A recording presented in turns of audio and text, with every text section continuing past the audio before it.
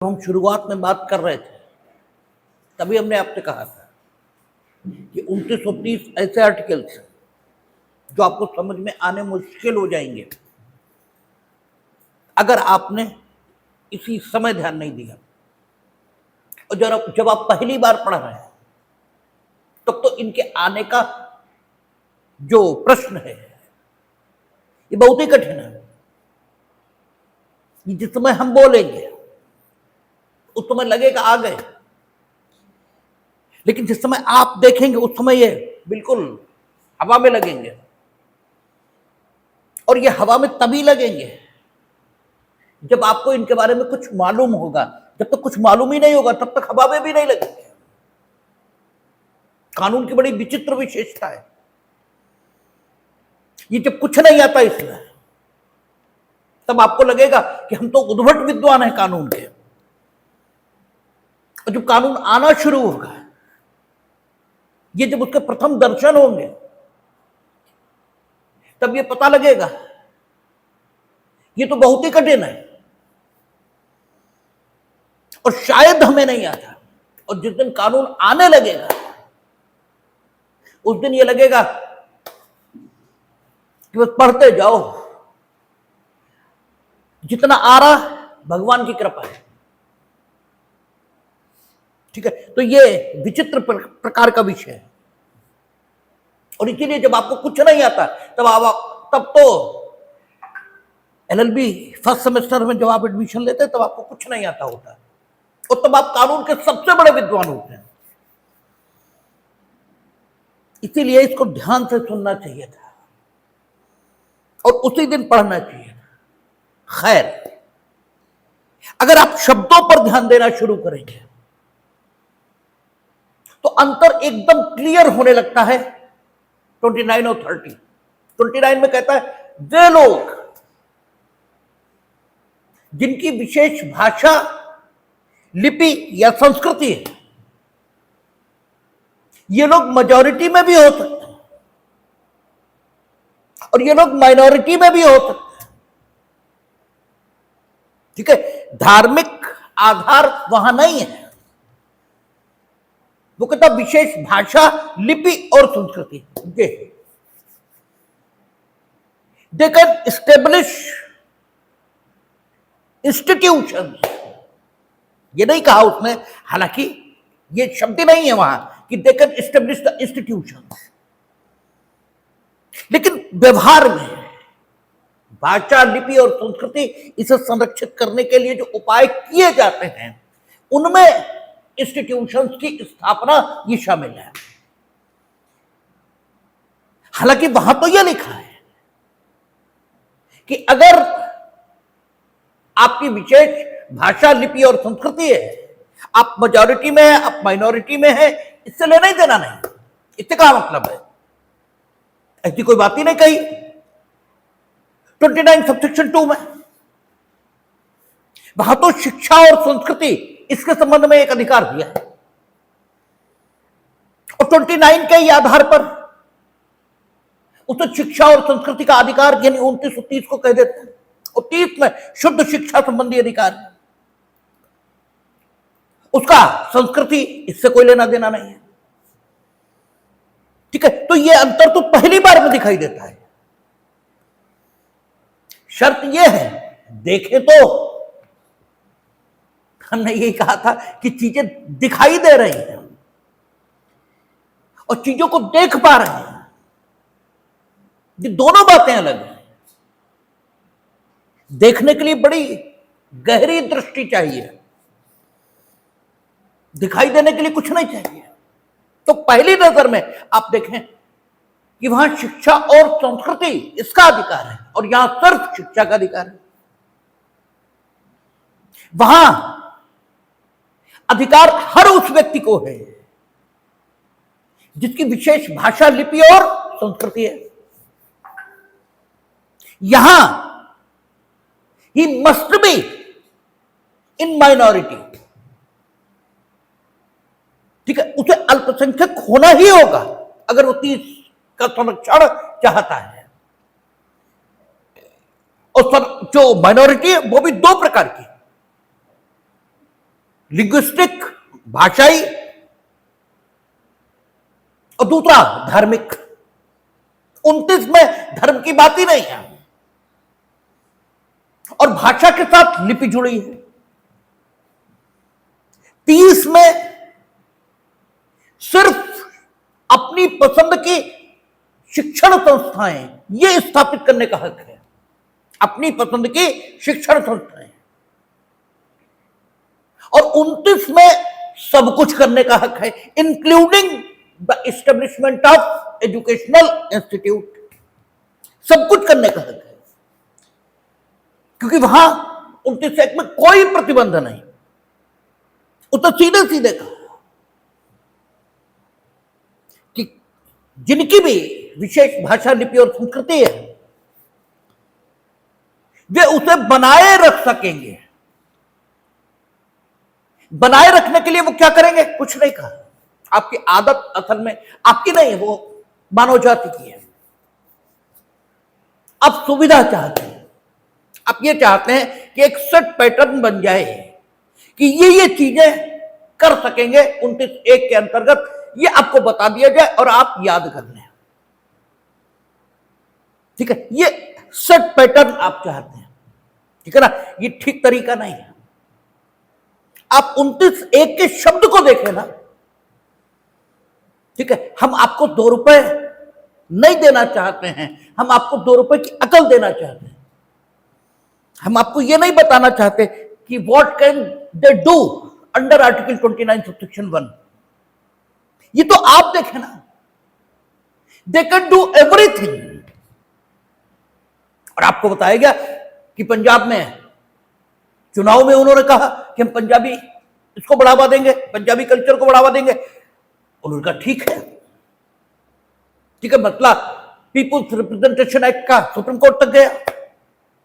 उन्होंने कहा कि जो पीपुल्स रिप्रेजेंटेशन एक्ट में कहा है कि भाषा के आधार पर वोट की अपील नहीं होगी, उसे ठीक है आपका 29 सबसेक्शन 1 के अकॉर्डिंग होकर पढ़ा जाना चाहिए।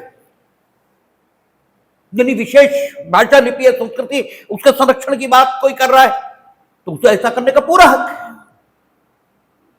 शेष भाषा के नाम पर वो वोट देने या वोट न देने की अपील नहीं करेगा। ठीक है, तो मजा ही यही है, मजा ही यही है।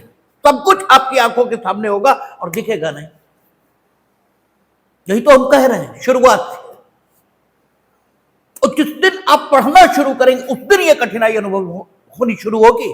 उससे पहले तो यह अनुभव होगी ही नहीं, उससे पहले तो अनुभव होने का सवाल ही नहीं है।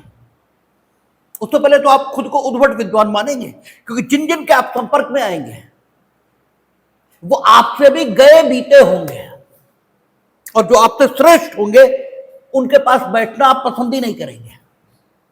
ये कानून के क्षेत्र की विशेषता है, ऐसा ही होता रहता है। आप 29-30 में अंतर देखेंगे, बिल्कुल क्लियर, बिल्कुल क्लियर, एकदम क्रिस्टल क्लियर दिखाई देता है।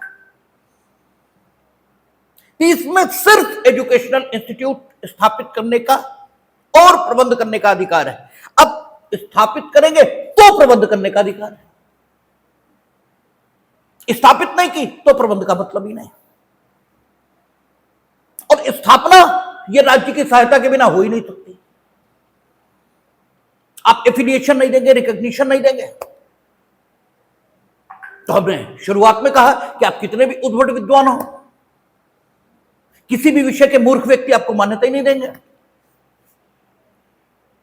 जो मूर्ख किस्म के लोग हैं वो तो कबीर को भी अनपढ़ बताएंगे। ठीक है, वो एडिसन और जेम्स वार्ड को भी लिखते ही है आपकी किताबों में कि जेम्स वार्ड एक आवारा किस्म का लड़का था, उसकी आवारगी तुमसे तो बहुत बेहतर थी। अगर आवारा ऐसे ही होते हैं तो आवारा ही समाज हो जाए तो इससे बेहतर बात ही नहीं। तुम जो पीएचडी की डिग्री लिए घूम रहे हो उससे तो उसकी आवारगी बेहतर है। ठीक है ना, उसकी आवारगी में एक जिज्ञासा तो है। ठीक है, तुम तो नकलची हो, भाई ये नकल ही है। आपने नकल नहीं की, ये तो तब कहा जा सकता है कि जितना जेम्स वार्ड ने जाना उतना तो अब जेम्स वार्ड से ले लेते हैं। और फिर जैसे जेम्स वार्ड ने कुछ अनजाना जाना, तो आप उसे जान के कुछ अनजाना जान लेते, तब ये कहा जाता कि नहीं, आप ओरिएंटर हो, आप नकलची नहीं हो। आपने तो जेम्स वार्ड ने जो जाना वो जान लिया और दुनिया में उपलब्ध राशन उद्रस्त कर लिया, खा लिया और बस इस दुनिया से चले गए। ठीक है, तो आप तो नकलची हो, ठीक है ना। और आप जेम्स वार्ड के लिए किताबों में क्या लिखते हो कि वो एक आवारा किस्म का लड़का था। तो आपकी तो दृष्टि कैसी है भगवान जाने। ठीक है, तो जेम्स वार्ड, एडिसन, आपकी नजर में तो आवारा ही है। कबीर, फैराडे, ये सब आपकी नजर में आवारा है। कोई बुक बाइंडर है, कोई आवारा है, कोई कुछ है, कोई कुछ है, क्योंकि आपने तो डिग्री को जाना है, आपने तो डिग्री को जाना है। इतनी डिग्री अगर नहीं मिली तो आपके लिए आदमी काम का नहीं है। ठीक है, आपकी तो अक्ल मारी गई है, इसलिए आप उस व्यक्ति को काम का मानते ही नहीं है। तो अगर एजुकेशनल इंस्टीट्यूट माइनॉरिटीज ने स्थापित की और राज्य की सहायता न मिली एफिलिएशन और रिकॉग्निशन के तौर पर, तो फिर उस माइनॉरिटी एजुकेशनल इंस्टीट्यूट की स्थापना का कोई अर्थ नहीं। और स्टेट डिनाई कर सकता है, क्योंकि स्टेट में भी देवता नहीं बैठते हैं, आदमी ही बैठते हैं। और चलिए, इस सरकार पर तो माइनॉरिटीज के साथ भेदभाव करने का आरोप है, लेकिन जो मुकदमे हम लोग पढ़ रहे हैं ये सब उन सरकारों के काल के हैं जिनके ऊपर माइनॉरिटीज के हितैषी होने का बिल्ला है। ठीक है ना, मुकदमे तो हम उनके काल के पढ़ रहे हैं। ठीक है, ये सरकार तो आज है जिस पर माइनॉरिटी के विरोधी होने का टैग है। इससे पहले जो सरकारें रही उनके ऊपर तो माइनॉरिटीज के समर्थक होने का टैग है ना। इसका मतलब बात यह है कि सत्ता में जो होता है वो अपनी बात का विरोध ये सहन नहीं करता। ठीक है, तो स्टेट ये कर सकता है, इसकी संभावना है कि वो एफिलिएशन और रिकॉग्निशन देने से इनकार करते हैं, या यूं कहें एफिलिएशन और रिकॉग्निशन, संबद्धता और मान्यता, इसे देने से इनकार करते हैं। हमने कई बार आप लोगों की ओर से सुझाव मिलते रहते हैं कि आप अंग्रेजी शब्दों का इस्तेमाल किया करिए। तो अंग्रेजी ऐसा नहीं हमें आती नहीं है, अंग्रेजी में आती है, लेकिन जो हम हिंदी शब्दों का इस्तेमाल करते हैं वो इसलिए है, या अगर अंग्रेजी इस्तेमाल भी करेंगे तो हिंदी बोलेंगे जरूर, वो इसलिए ताकि जब आप एग्जामिनेशन हॉल में बैठे तो आप या तो अंग्रेजी में लिखेंगे या हिंदी में लिखेंगे। और अगर आप अंग्रेजी में लिखने योग्य हैं तो मेरे लेक्चर से हिंदी में आपको कोई दिक्कत नहीं होगी। लेकिन अगर आप हिंदी में लिखने में ही समर्थ हैं तो हमने जो अंग्रेजी शब्द बोले अगर उनकी हिंदी नहीं पता होगी तो वहां उन शब्दों को या तो आप उनकी हिंदी ढूंढिए, सोचिए, जिसमें टाइम जाएगा। ठीक है, और या उन्हें एज सच लिखिए, और एज सच लिखा आपने तो नंबर कटेंगे, क्योंकि आप या तो हिंदी या अंग्रेजी, इसे इस्तेमाल करिए। इस कारण से हम ये तरीका इस्तेमाल करते हैं, क्योंकि आपने तो अभी मेंस दिया ही नहीं है, हमने दिए हैं, तो उसकी समस्याएं क्या होती हैं मेंस की, वो प्रैक्टिकल प्रॉब्लम्स जो वहां आती हैं वो हमें खूब ध्यान में है। ठीक है, कि मालूम पड़ा अंग्रेजी शब्द तो दिमाग में आ गया, एफिलिएशन और रिकॉग्निशन। अब बैठे सोच रहे हैं कि एफिलिएशन और रिकॉग्निशन इसकी हिंदी क्या है, अब दिमाग रिकॉल ही नहीं कर रहा, अब 5 मिनट उसमें लग रहे हैं, फिर मजबूरी हो रही कि वही लिख दो, और जो वही लिख दिया तो जो बेहतर हो सकता था उतना बेहतर नहीं हुआ। ठीक है, तो मान्यता और संबद्धता ये राज्य देगा, और कई बार तो आर्थिक सहायता, क्योंकि they can establish the minority educational institute of their choice, ये लिखा है एजुकेशनल इंस्टीट्यूट, और आपका विजन कमजोर है। सबसे बड़ी दिक्कत ये है क्योंकि आपका विजन बड़ा नहीं है, इसलिए आपको शब्दों में क्या क्या आ सकता है ये दिखाई नहीं देता, क्योंकि जैसा विजन होगा वैसे ही तो सोच बनेगी। जितना बड़ा विजन होगा उतनी बड़ी सोच।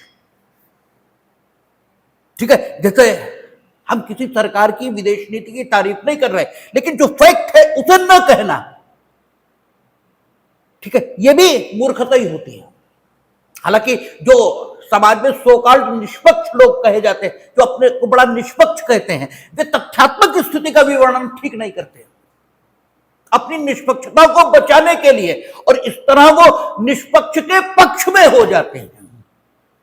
ठीक है, निष्पक्ष का मतलब निष्पक्ष ही होता है। निष्पक्ष का मतलब निष्पक्षता के पक्ष में हुआ आदमी नहीं होता। आप कृष्ण को पक्षपाती नहीं कह सकते, लेकिन वो पक्ष में है। ठीक है ना, तो ठीक बात के पक्ष में होना ही चाहिए, निष्पक्ष कभी नहीं। भाई पॉलिसी यही है कि जो आपका दुश्मन है उसकी दोनों सीमाएं डिस्टर्ब होनी चाहिए। एक, जो आपके साथ लग रही हो तो डिस्टर्ब होगी क्योंकि वो आपका दुश्मन है। दूसरी, जो दूसरों के साथ लग रही, कुछ ऐसा करिए कि उसकी वो भी डिस्टर्ब हो जाए। जब वो भी डिस्टर्ब हो जाएगी तो बहुत अच्छा होगा, तब उसका ध्यान बटेगा। ठीक है, तो यही भारत सरकार इस समय कर रही है अफगानिस्तान से। भाई अफगानिस्तान और पाकिस्तान में टेंशन बढ़ रहा है, और हम उनसे दोस्ती बढ़ाएंगे ताकि तुम्हारी दोनों डिस्टर्ब रहे। हमारे साथ तो डिस्टर्ब है ही, उनके साथ और हो जाए। ठीक है, तो आपका विजन जितना बड़ा होगा, अब आपका तो विजन ही नहीं है, आपका तो विजन ही नहीं है, तो आपको जो पॉलिसी एडॉप्ट की गई है उसकी जो कुशलता है वो दिखाई नहीं देती। तो आप अपना, और चूंकि बोलने की स्वतंत्रता है देश में, तो कुछ भी बोले रहो बिना सोचे समझे। तो विजन जितना बड़ा होगा, एजुकेशनल इंस्टीट्यूट स्थापित करने का और उनका प्रबंध करने का हक ये मिला है। एजुकेशन के अनेक प्रकार हैं। एजुकेशन को एक प्रकार की है, तुम्हारे कॉलेजेस जिनमें तुम पढ़ रहे हो उन्हीं में कई प्रकार की, physical education, moral education, academic education, ठीक है, प्रोफेशनल एजुकेशन जिसमें तो फोटो और कैमरा, ठीक है, लेकर चलना सिखाया जाता है। ठीक है, होम साइंस वो अलग ढंग की एजुकेशन है, उसी में 25 तरीके की एजुकेशन है। तो आपका विजन बड़ा चाहिए। वो एजुकेशन इंस्टीट्यूट कैसा भी स्थापित कर सकते हैं, और जब एजुकेशनल इंस्टीट्यूट स्थापित करेंगे और राज्य उन्हें सहायता देगा, रिकॉग्निशन, एफिलिएशन, इसके माध्यम से, तो उनके निकले हुए स्टूडेंट प्रभावी भी होंगे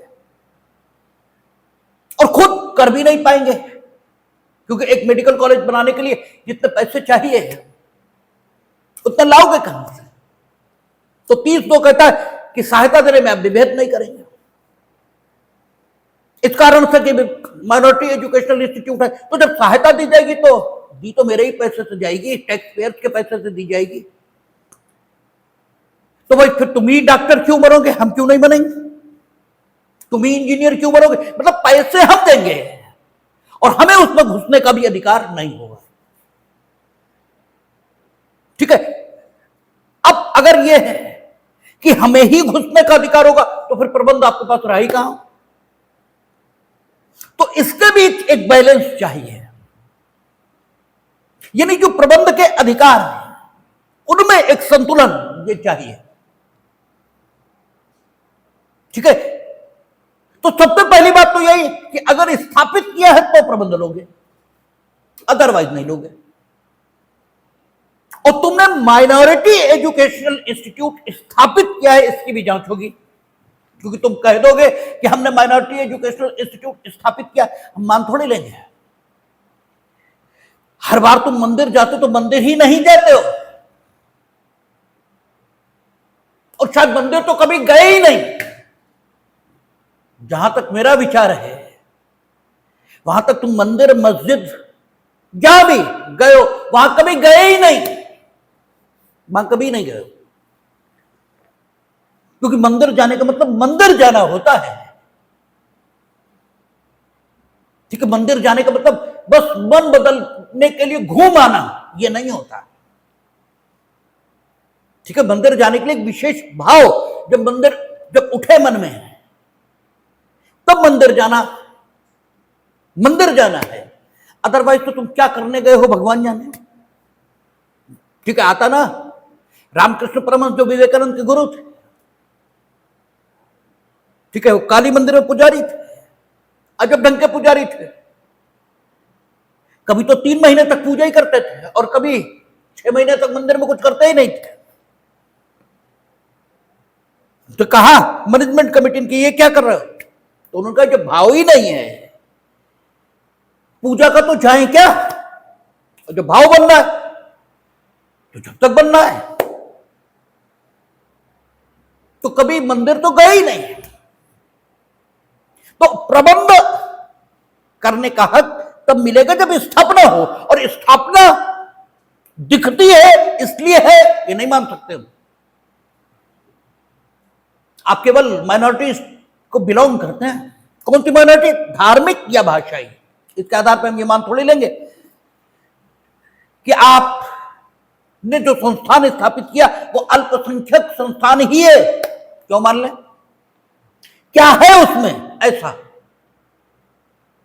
जिससे उस अल्पसंख्यक वर्ग का भला हो रहा है, जिसके लिए संस्थान की स्थापना का दावा आप करते हैं?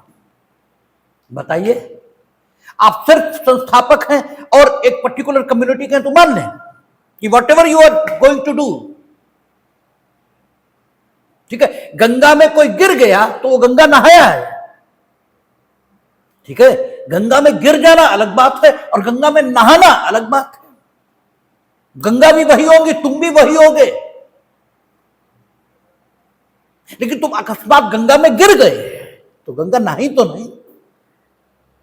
यद्यपि तुम उतने ही भीगे हुए निकलोगे जितना भीगा वो व्यक्ति निकलेगा जो नहाया है, लेकिन फिर भी एक बहुत बारीक अंतर है और उस अंतर को बहुत आसानी से अनुभव किया जा सकता है।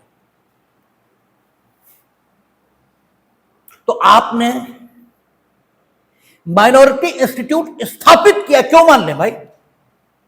सिर्फ इसलिए कि तुम माइनॉरिटी को बिलोंग करते हो। तो यू मस्ट शो समथिंग, ठीक है, in that institute on the basis of which it can be said that it is the institute established for the welfare of that particular minority. That is why it must be considered by the state as a minority institute, and after that they can claim such a benefit, ठीक है, which is going to provide Article 30, ठीक है, कि आपको प्रबंध का हक मिल जाए। ठीक है ना, ऐसे थोड़ी मिल जाएगा। आजकल तो मेडिकल कॉलेज, इंजीनियरिंग कॉलेज लोग बना ही रहे और नहीं हो रहा। अरे भाई, आप माइनॉरिटी के हो, हमने पैसे लगा दिए, बनवा आपसे दिया, और खूब एमबीबीएस में एडमिशन कर रहे हैं करोड़ों रुपए लेकर, खूब बीटेक में एडमिशन कर रहे हैं, ठीक है ना। तो ये तो नहीं चलेगा, ये कैसे चल जाएगा? ठीक है, तो प्रबंध ये आपको तभी मिलेगा जब आप ये साबित कर दें कि माइनॉरिटी इंस्टीट्यूट है, और उसे साबित करना कुछ तो दिखाना ही पड़ेगा कि क्यों है।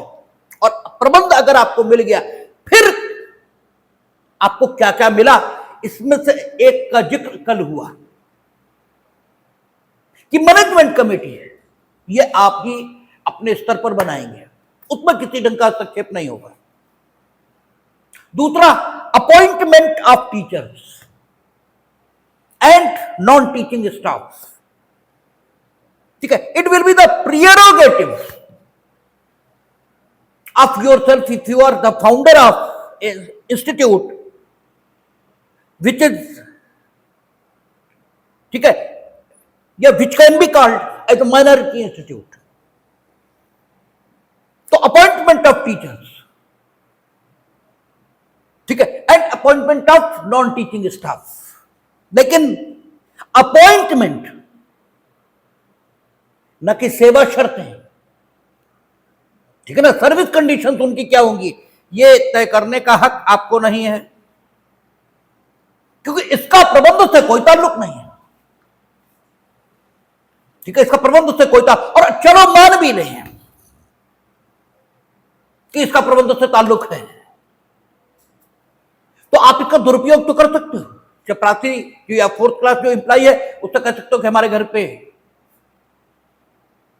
ठीक है आटा पिसा कर रहोगे, हमारे घर के सब काम करोगे, तो उसके लिए तो नहीं है वो। ठीक है, आप इस ताकत का दुरुपयोग ये कर सकते हो,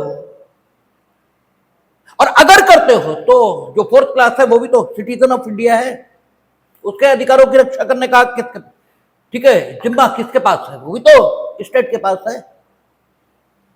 आप कहो कि वही बात है ना कि मालिकों के लिए आदर्श वाक्य क्या है कि नौकर ऐसा चाहिए घर कमाऊ ना जाए, वो 8 पहर नौकरी करे और भीख मांग के खाए, मतलब देना कुछ ना पड़े, नौकरी 8 पहर करे और घर तो कभी जाए ही नहीं, ये मालिकों की इच्छा होती है। तो इसकी अनुमति तो आपको नहीं मिलेगी। तो appointment of the teachers, it may be the prerogative of yourself, ठीक है, but the service conditions, but the salary, ठीक है, छुट्टियां, क्योंकि directive principle of the state policy कहता है कि आप भारत के जो नागरिक उन्हें ऐसा अवसर उपलब्ध कराएंगे कि वे एक सांस्कृतिक जीवन भी जी सके। लोग देखेंगे जब पहुंचेंगे वहां, जब वो दिन भर काम ही करेगा, कॉलेज के ही वातावरण में रहेगा, तो वो कब, ठीक है, सांस्कृतिक अवसरों को इंजॉय कर सकेगा। ठीक है, तो छुट्टी मिलनी चाहिए उसको साप्ताहिक। ये सारी बातें अव्वल तो प्रबंध के अधिकार में आती नहीं, और अगर आती भी हैं और आप इनका वायलेशन करते हो तो स्टेट को सुप्रबंध सुनिश्चित करने का हक है। ऐसा सुप्रबंध जो कुप्रबंध को निवारित करे और आपके प्रबंध के अधिकार में हस्तक्षेप भी न करे। इसलिए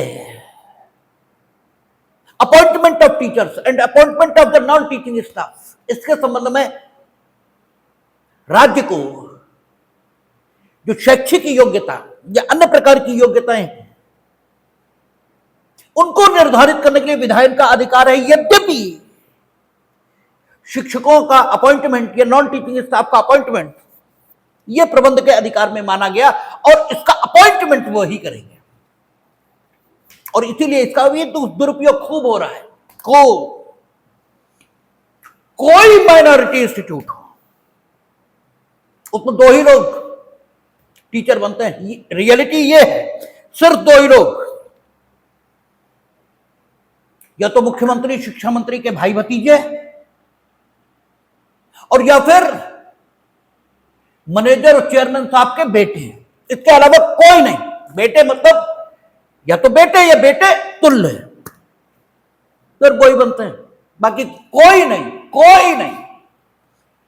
तुम आइंस्टीन ले आओ, हो सकता है वो भी फिजिक्स पढ़ाने के लिए GF college, mission school, Islamia, इनमें अपॉइंट ना हो पाए, आइंस्टीन ना हो पाए। ठीक है, और जो मैनेजर साहब का नौकर होगा वो हो सकता है एमएससी 3rd क्लास हो और वो वहां फिजिक्स पढ़ाएगा। यही स्थिति हर माइनॉरिटी एजुकेशनल इंस्टीट्यूट की है। अब ये हो सकता है, ठीक है, कि वो 1st क्लास स्कॉलर हो, ठीक है, जो उनका जो मैनेजर साहब का बेटा हो, वो अलग बात है, लेकिन स्थिति यही है। और यह शिक्षा मंत्री, मुख्यमंत्री, क्योंकि उनसे अन्य प्रकार के काम लेने हैं, इसलिए उनके भाई भतीजे, रियलिटी ये है। ठीक है, माइनॉरिटी एजुकेशनल इंस्टीट्यूट की। ठीक है, तो टीचर्स का अपॉइंटमेंट ये उन्हीं के पास है।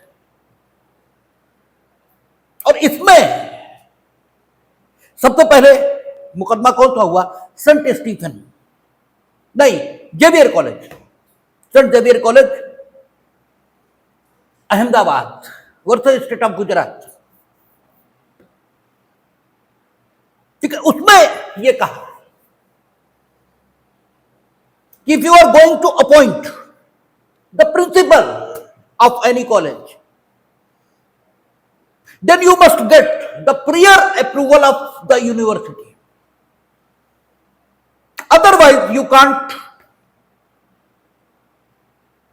appoint the principal.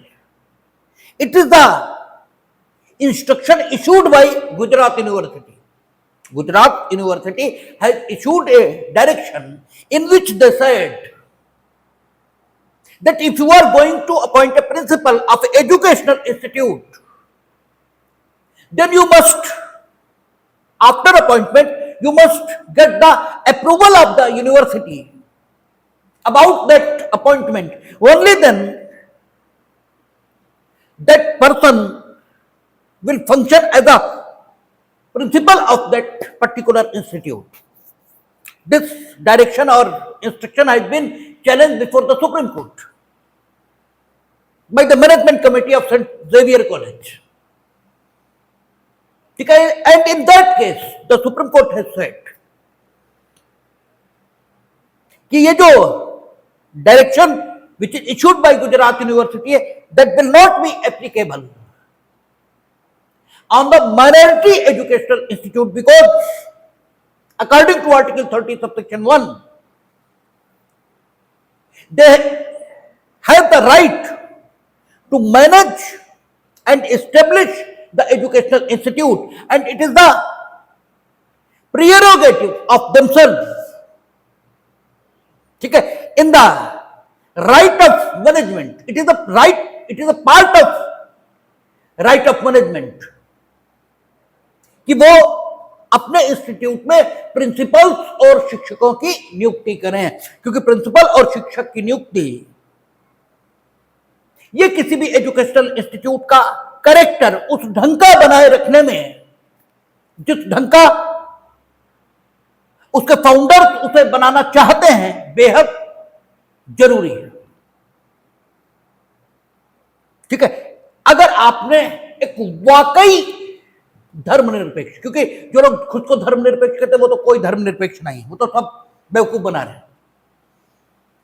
अगर आपने कोई वाकई धर्मनिरपेक्ष किसी एजुकेशनल इंस्टीट्यूट में, whether that is established by minority educational institute और एनी अदर इंस्टीट्यूट, ठीक है, प्रिंसिपल के तौर पर बैठा दिया, तो वो हो सकता है उस कम्युनिटी के जो सिद्धांत है उन्हें मानने से इनकार कर दे। ठीक है, वो कहे कि कोई भी कार्यक्रम, ठीक है, राष्ट्रगीत से शुरू होगा या राष्ट्रगान से शुरू होगा, ठीक है, या अमुक प्रार्थना से शुरू होगा, जिसका किसी धर्म से कोई लेना देना नहीं है, और आप चाहते हैं आपके धर्म के हिसाब से हो। ठीक है ना, तो प्रिंसिपल या टीचर का अपॉइंटमेंट ये महत्वपूर्ण बात है। ठीक है, एजुकेशनल इंस्टीट्यूट का एक विशेष चरित्र बनाए रखने के लिए, ठीक है ना, एक विशेष उसका कैरेक्टर बना रहे, इसके लिए टीचर्स और प्रिंसिपल इसके अपॉइंटमेंट में फ्लेक्सिबिलिटी है, लचीलापन ये होना ही चाहिए, और ये माइनॉरिटी के पास होना चाहिए। अदरवाइज आप ये नहीं कह सकते कि प्रबंध उनके हाथों में। तो सेंट जेवियर कॉलेज में the court has said that the direction issued by the university will be null and void to that extent, ठीक है ना, to that extent, उस विस्तार तक वो शून्य होगा। ठीक है, जिस विस्तार तक वो माइनॉरिटी इंस्टीट्यूट पर लागू हो सकता, मीनिंग देयर बाय ये डायरेक्शन माइनॉरिटी इंस्टीट्यूट के संबंध में लागू नहीं होगा। उन्हें अपने प्रिंसिपल को और उसको चुनने का अधिकार होगा। अब चूंकि Saint Xavier college it is the first case, ठीक है, in which this point of issue has been raised before the Supreme Court. After that तो दुरुपयोग हर चीज का शुरू हो जाता है। फिर तो प्रिंसिपल पकड़ा और बना दिया, जिसे बनाया उसे बना दिया। तो फिर अगली बात आई,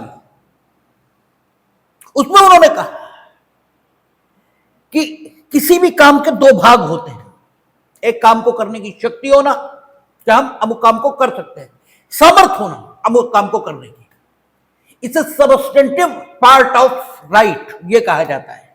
ठीक है ना, जब आपको किसी काम को करने का सामर्थ्य होता है तो आपके अधिकार का ये सारभूत भाग, ठीक है, कहलाता है। यानी वो सामर्थ्य जो आपको काम करने के संदर्भ में है, उसे काम करने के अधिकार का सारभूत भाग ये कहा जाता है। और फिर उस काम को करने की एक प्रक्रिया होती है, ठीक है ना। सारभूत भाग आपकी सामर्थ्य है, और फिर सामर्थ्य होने पर आप किसी भी ढंग से उस काम को नहीं करोगे, बल्कि उसकी एक सर्वमान्य प्रक्रिया होती है, आपको उसी ढंग से उस काम को करना है। और प्रक्रिया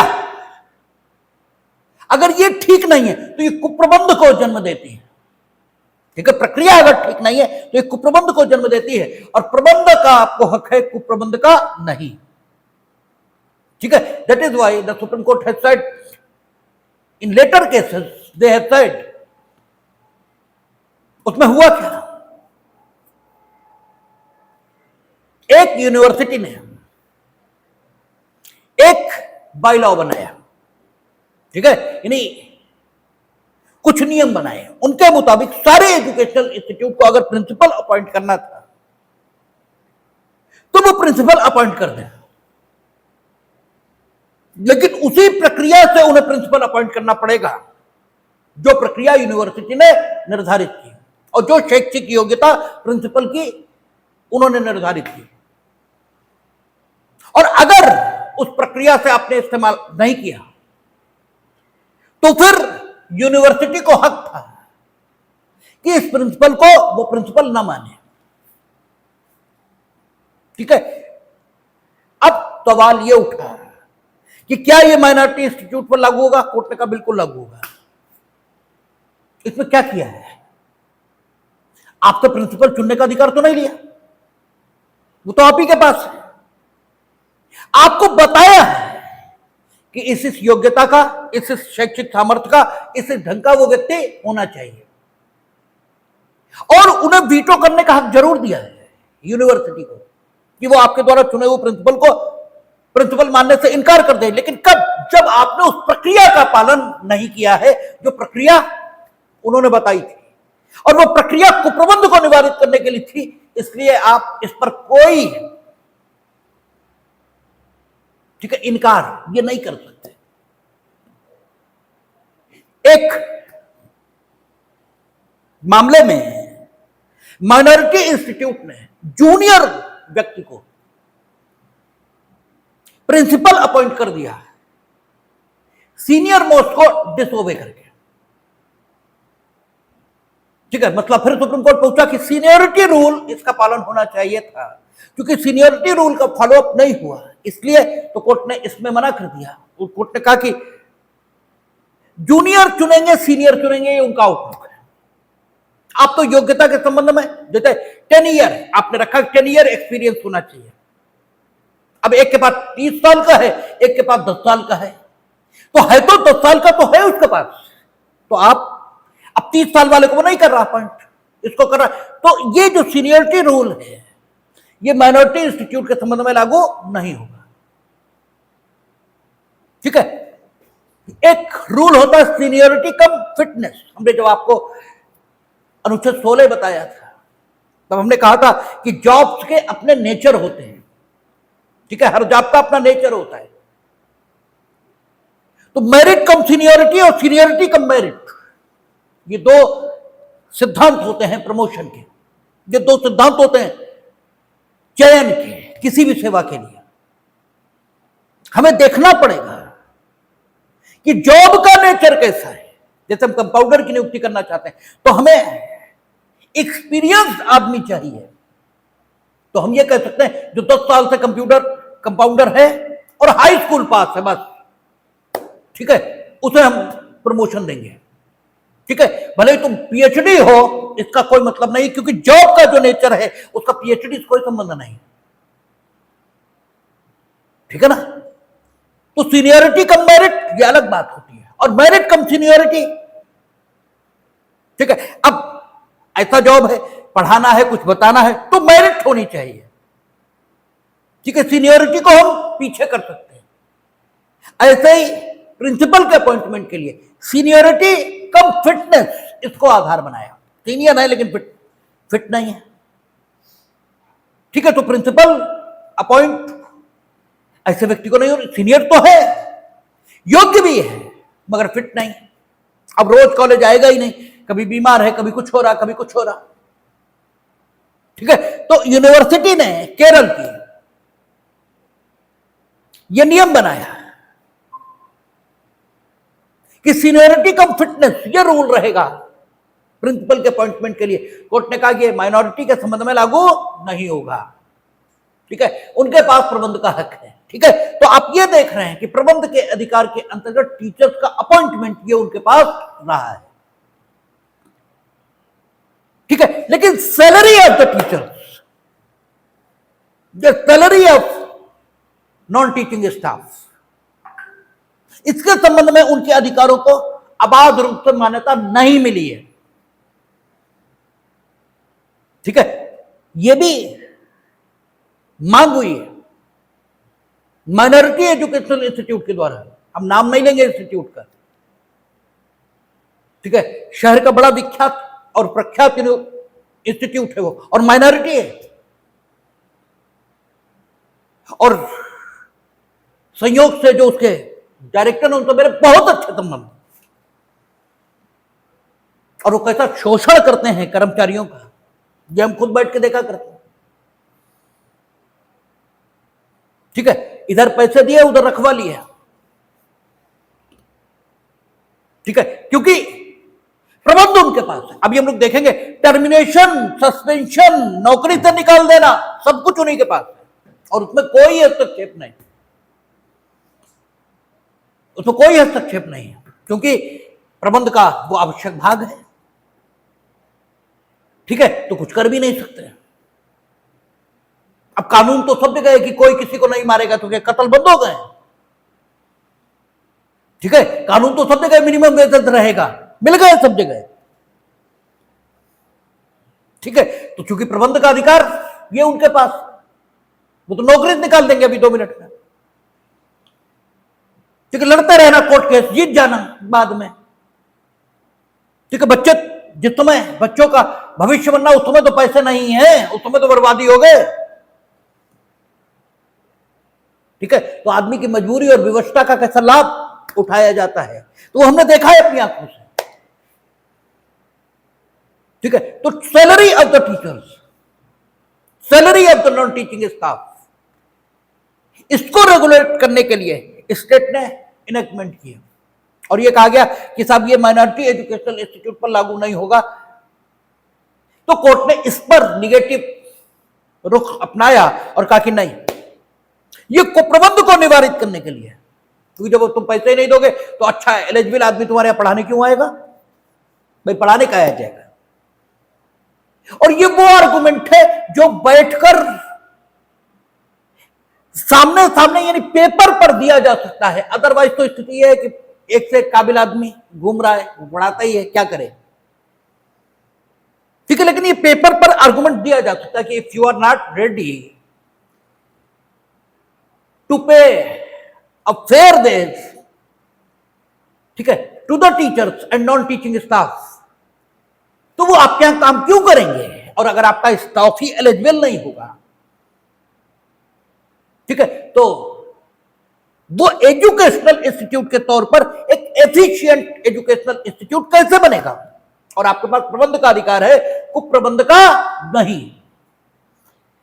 तो इसलिए जहां तक वेतन का सवाल है,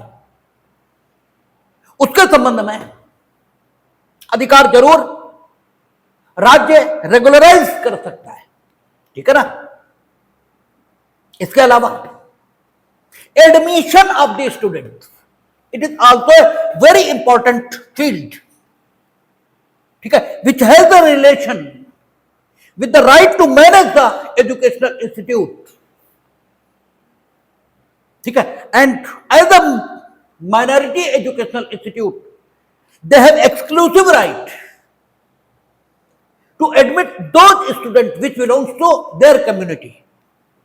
ठीक है ना, लेकिन इसकी भी अपनी सीमाएं हैं। तो जो अधिकार है एडमिशन ऑफ द स्टूडेंट, ये इनके पास है, लेकिन इस पर सीमाएं हैं। ऐसा नहीं है कि ये आबाद है, क्योंकि अगर आप ए ढंग से ले रहे हो नहीं स्टेट से, तो स्टेट के पास पैसा तो किसका है? जनता का है, कर के रूप में। तो आप जनता को हक क्यों नहीं दोगे एजुकेशनल इंस्टीट्यूट में पढ़ने का? क्योंकि तो देना ही पड़ेगा। और 29 सबसेक्शन 2 वो अल्पसंख्यकों के संबंध में नहीं है, वो शिक्षा और संस्कृति का अधिकार ये दे रहा है। और वहां अधिकार प्राप्त करने के लिए सिर्फ इतना ही चाहिए कि आपकी विशेष भाषा, लिपि और संस्कृति हो। ठीक है। और वहां भी 29 सबसेक्शन 2 में यह कहा कि आप केवल इन आधारों पर मना नहीं करोगे, केवल इन आधारों पर। हालांकि केवल शब्द शायद प्रयोग नहीं है, लेकिन जो शब्द वहां प्रयोग है वो भाव यही दे देते हैं। नहीं, इसके आधार के अलावा जो वहां लिखे हैं उनके अलावा भी कोई बात है तो मना भी किया जा सकता है। ठीक है, अदरवाइज आप मना नहीं करोगे। लेकिन वो बात 29 की हुई, वो बात 29 की हुई। जहां तक एजुकेशनल इंस्टीट्यूट की बात है वो तो 30 में है। ठीक है। और यहां अल्पसंख्यकों को अधिकार दिया, ये 29 और 30 का भेद भी है। तो 30 में अगर अधिकार मिला है अलग से अपनी पसंद की शिक्षण संस्थाओं को स्थापित करने का, तो उसका विस्तार आप 29 के मापदंड से तय नहीं कर सकते, क्योंकि बोथ आर सेपरेट। ठीक है ना, वो दोनों अलग अलग हैं। या स्पेसिफिकली एजुकेशनल इंस्टीट्यूट स्थापित करने का दिया, वहां अपनी विशेष भाषा, लिपि और संस्कृति को बनाए रखने के लिए कुछ भी करने का अधिकार दे दिया है। तो स्पेसिफिकली जब शिक्षा की बात हुई है और स्पेसिफिकली प्रबंध स्थापित करने की दिशा में आप ही के पास गया है, और प्रबंध का आवश्यक भाग, ठीक है, यह माना जाएगा एडमिशन ऑफ द स्टूडेंट।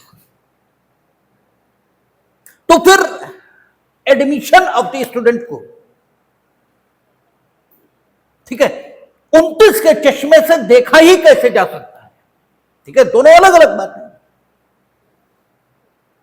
तो 30 में जब यह कहा कि अपनी अल्पसंख्यक संस्थान स्थापित करने का और प्रबंध करने का, तो क्या प्रबंध करने के अधिकार के अंतर्गत पूरी तरह जो मेजॉरिटी स्टूडेंट है उसको बाहर कर देने का हक शामिल है? यानी सिर्फ माइनॉरिटी के बच्चे, उन्हीं को शिक्षा देने का अधिकार ये शामिल है? ये प्रश्न उठा। इसकी शुरुआत हुई गुजरात से ही। ठीक है, गुजरात यूनिवर्सिटी ने एक नियम बनाया, उसमें कहा कि 80% आपको मेजॉरिटी स्टूडेंट लेने पड़ेंगे मेरिट के बेसिस पे, और केवल 20% आप अपनी कम्युनिटी के बच्चे ले सकते हैं। इसको कोर्ट ने क्वेश्चन किया, कहा कि नहीं, ये तो बेकार की बात है। ठीक है, आप ऐसा कैसे कह सकते हैं कि 80% लेने पड़ेंगे? ऐसा कोई प्रतिबंध यूनिवर्सिटी नहीं लगा सकती माइनॉरिटी एजुकेशनल इंस्टीट्यूट को के ऊपर कि वो एक निश्चित सीमा तक मेजॉरिटी के बच्चे लें। लेकिन चूंकि इसमें विवाद का प्रश्न ये था ही नहीं कि क्या माइनॉरिटी के अलावा मेजॉरिटी के बच्चे लेने जरूरी हैं, ये पॉइंट इन इश्यू था ही नहीं। ठीक है, केवल इतना था कि केवल 80% जो कहा मेजॉरिटी लेना पड़ेगा। क्या ऐसा कह सकते हैं? तो उन्होंने कहा नहीं कह सकते, क्योंकि प्रबंध का भाग है एडमिशन ऑफ द स्टूडेंट, इसलिए ऐसा नहीं कहा जा सकता। तो बात खत्म हो गई कि भाई नहीं कह सकते। इसी रीजनिंग पर एक और मुकदमा आया केरल में। केरल में लड़कियों का एक मुस्लिम, ठीक है, हाई स्कूल चलता था जो मुस्लिम कम्युनिटी द्वारा स्थापित था। वहां क्रिश्चियन कम्युनिटी ने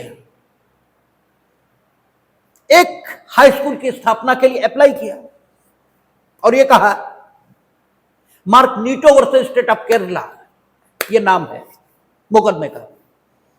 उसमें उन्होंने कहा कि हम क्रिश्चियंस गर्ल्स हाई स्कूल बनाना चाहते हैं, क्योंकि हमारी लड़कियां माइनॉरिटी जो मुस्लिम स्कूल है वहां पढ़ने जाएं, ये हमें नहीं पसंद है, इसलिए हम अपना बनाएंगे। इस आधार पर रिफ्यूज किया गया कि ऑलरेडी लोकेलिटी में एक हाई स्कूल संचालित है। यह आपको पहले ही बताया जा चुका कि इस आधार पर मना हो ही नहीं सकता, क्योंकि स्थापना का भी फंडामेंटल राइट है, और अगर इंफ्रास्ट्रक्चर उनके पास है तो यू कैन नॉट डिनाई। तो सुप्रीम कोर्ट ने इसको भी क्वेश्चन किया, यानी इसमें से इंप्लाइडली ये निकल रहा है कि क्रिश्चियन लड़कियों के लिए स्कूल, ठीक है ना, इसका तो मेजॉरिटी के बच्चे अधिक एडमिट करने पड़ेंगे, ये नहीं हो सकता, ठीक है ना, क्योंकि क्रिश्चियन लड़कियों के स्कूल के लिए मान्यता दी गई। इसके बाद जो प्रमुख बात आता है वो Saint Stephen college Delhi versus union of India, ये प्रमुख वाद है जिसमें इस प्रश्न पर विचार हुआ कि क्या उस कम्युनिटी को जिसने कॉलेज स्थापित किया यह हक है कि वो अपनी कम्युनिटी के बच्चों को उस एजुकेशनल इंस्टीट्यूट में वरीयता के आधार पर प्रवेश दे, या अपनी कम्युनिटी के बच्चों के लिए कोई आरक्षण, कोई रिजर्वेशन ये लाए। हम किसी कम्युनिटी की बुराई नहीं कर रहे, पहली चीज, लेकिन तथ्य हमेशा ठीक से देखने चाहिए। जैसे कोई मुस्लिम अगर दावा करे कि साहब हम एलएलएम में सेलेक्ट हो गए, तुम नहीं हुए, तो पूछो जरा कौन सी यूनिवर्सिटी में हुए, ये बताओ। अगर एएमयू, उस्मानिया, ठीक है, जामिया मिलिया, यहां सेलेक्ट हुआ तो कोई खास बात नहीं है, क्योंकि वहां रिजर्वेशन है, ठीक है, मुस्लिम के पक्ष में। तथ्य बिल्कुल क्लियर होने चाहिए। आप ब्रिलियंट है, नो डाउट, हम आपका स्वागत करेंगे, लेकिन नहीं है तो फिर हम आपको मान्यता भी नहीं देंगे। क्यों दे? क्योंकि क्रिस्टल क्लियर चीजें रहनी चाहिए। कहां से किया ये तो बताओ, ठीक है। कई सारे आपको डॉक्टर्स मिलेंगे, जैन डॉक्टर्स के बच्चे हैं, पूछो कहां से किया, तीर्थंकर महावीर यूनिवर्सिटी, तो वहां तो रिजर्वेशन है आपका, वहां तो कर ही लोगे, एमएस एमसीएच और फलाना डिमाका। किया होता तुमने SM medical college Agra, KGMC, AIIMS, तो हम मानते कि हाँ वाकई कुछ है आप में, वहां तो कर ही आओगे, वहां क्या दिक्कत है, ठीक है। वहां तो पैसों पे सारा मामला हो रहा, क्योंकि हक उन्हीं के पास है। तो इसमें यह विचार चला कि क्या कोई रिजर्वेशन दिया जा सकता है, तो सेंट स्टीफन कॉलेज, इसमें सुप्रीम कोर्ट ने 4-1 से, क्योंकि कॉन्स्टिट्यूशनल बेंच थी तो 5 की तो होगी, 4-1 से यह डिसाइड किया। एक डिसेंटिंग ओपिनियन दे रहे थे कि चूंकि माइनॉरिटी इंस्टीट्यूट है, यह तय करने के लिए कुछ उसमें होना चाहिए, तभी तो मानेंगे तो माइनॉरिटी इंस्टीट्यूट। केवल माइनॉरिटी ने स्थापित कर दिया इसलिए तो नहीं मान लेंगे, माइनॉरिटी के सदस्यों ने उसे स्थापित किया है इसलिए तो हम माइनॉरिटी इंस्टीट्यूट मानेंगे नहीं। तो माइनॉरिटी के इंस्टीट्यूट में अगर माइनॉरिटी के बच्चों को प्रवेश में वरीयता या रिजर्वेशन के आधार पर प्रवेश नहीं दिया गया और ओपन यूनिवर्सिटी, क्योंकि सेंट स्टीफन कॉलेज यूनिवर्सिटी ने कहा था कि ओपन इंट्रेंस होगा और उसमें जो मेरिट के आधार पर सेलेक्ट होंगे सिर्फ उन्हीं को प्रवेश मिलेगा, जबकि माइनॉरिटी इंस्टीट्यूट यानी सेंट स्टीफन कॉलेज जो था उसने ये कहा कि हम अपनी कम्युनिटी के बच्चों के लिए अलग से प्रवेश की प्रक्रिया ये निर्धारित करेंगे। उस प्रवेश की प्रक्रिया में उन्होंने क्या निर्धारित किया तो इसी से अंदाजा आ जाएगा। प्रवेश की प्रक्रिया में उन्होंने ये निर्धारित किया, आप अलग प्रवेश प्रक्रिया निर्धारित करते लेकिन कहते हम अलग एंट्रेंस कराएंगे, नहीं, ये नहीं कहा। उन्होंने जो अलग प्रवेश प्रक्रिया निर्धारित की थी वो ये थी कि हम नंबर देखेंगे हाई स्कूल, इंटर, बीए में कितने हैं, और खाली नंबर ही नहीं देखेंगे, इंटरव्यू लेंगे बच्चे का, ताकि हम ये जान सकें कि वो हमारे इंस्टीट्यूट में पढ़ने लायक है या नहीं। और इंटरव्यू में कैसे नंबर मिलते हैं ये आप वाइवा में मिलने वाले नंबरों से अंदाज लगा सकते हैं। तुम नानी पालकी वाला की तरह सारे उत्तर दे देना, ठीक है, नानी पालकी वाला की तरह, और फिर भी नंबर लेके दिखा देना अगर टीचर तुमसे नाराज हो और टीचर तुमसे खुश हो, और कुछ भी मत बोलना, कसम खा लेना कि हम कसम खाते हैं कि हम एक भी शब्द नहीं बोलेंगे, और 78 ना है तो हमें बताना, ठीक है। तो वाइवा में कैसे नंबर मिलते हैं ये तो हम सबको मालूम है। तो ये तो सीधे सीधे पैसे लेकर एडमिशन करने की जुगाड़ है, ठीक है। अगर मेरिट कम है तो इंटरव्यू में बढ़ा देंगे, और मेरिट बढ़िया है तो क्या है, तो हो ही गया, बढ़िया रहा। तो सेंट स्टीफन कॉलेज ने 30 के आधार पर यह कहा कि हमारे ऊपर यूनिवर्सिटी का यह नियम, किसी ने उससे इंट्रेंस से बच्चे आएंगे ये लागू नहीं हो सकता। हम क्योंकि हमारी कम्युनिटी का एक भी बच्चा इंट्रेंस पास ही ना कर पाया तो ठीक है, तो हम इस प्रोसीजर से एडमिशन करेंगे। सुप्रीम कोर्ट ने न सिर्फ उनकी बात को सही माना 30 के आलोक में और कहा कि चूंकि माइनॉरिटी इंस्टीट्यूट माइनॉरिटीज के भले के लिए है तो उसमें उनके बच्चों को प्रवेश मिलना चाहिए, और उनकी यह प्रक्रिया एकदम ठीक है। मेरी आपत्ति बस यही है, होता क्या है, कॉलेजियम से तो वही लोग सेलेक्ट होके जाते हैं ना जो बड़े बड़े लोग हैं, और ये कोई छोटे लोग तो होते नहीं जो बड़े बड़े कॉलेजेस स्थापित किए बैठे हैं, ठीक है। तो इस प्रकार के डिसीजन आप ये भी तो कह सकते हैं कि ठीक है, एडमिट आप अपनी कम्युनिटी के बच्चे कर सकते हैं, लेकिन आपका ये जो प्रक्रिया है, ये जो प्रोसीजर है, ये अनफेयर है, और आदरपूर्वक कहना पड़ेगा कि ये जो प्रोसीजर है आज के समय में ये बिल्कुल फेयर साबित नहीं हुआ है, और आपको इससे सबक लेना चाहिए था। लेकिन उन्होंने न सिर्फ अधिकार को मान्यता दी बल्कि प्रक्रिया को भी फेयर बताया। हालांकि जो माइनॉरिटी जज थे उन्होंने इसका विरोध किया, उन्होंने कहा कि नहीं, ये बिल्कुल गलत बात है, और जब आप धर्मनिरपेक्ष देश बनाना चाहते हैं तो इस प्रकार की बातें क्यों कर रहे हैं। किसी भी इंस्टीट्यूट में किसी को भी पढ़ने का हक होना चाहिए, ठीक है। और क्योंकि टैक्स पेयर्स के पैसे से चलते हैं सारे इंस्टीट्यूट, एडेड इंस्टीट्यूट है तो आपको सभी को मेरिट के आधार पर प्रवेश देना पड़ेगा। अनएडेड है तो बात अलग है, अनएडेड है तो आप इस प्रकार की बात कर सकते हैं, लेकिन टीएमएपाई है, ठीक है, और इस्लामिक एजुकेशन सोसाइटी और पीए इनामदार, इसमें जो स्थिति निकल कर आई है वो सेंट स्टीफन कॉलेज की स्थिति है। और टीएमएपाई में ये डिसाइड हुआ कि जो अनएडेड कॉलेज है वो अपनी फीस और एडमिशन कितना वो करेंगे, ठीक है, अपने इंस्टीट्यूट में अपनी कम्युनिटी के बच्चों का ये डिसाइड कर सकते हैं, ठीक है। और यही स्थिति अनएडेड की रहेगी, ये निकल कर आया।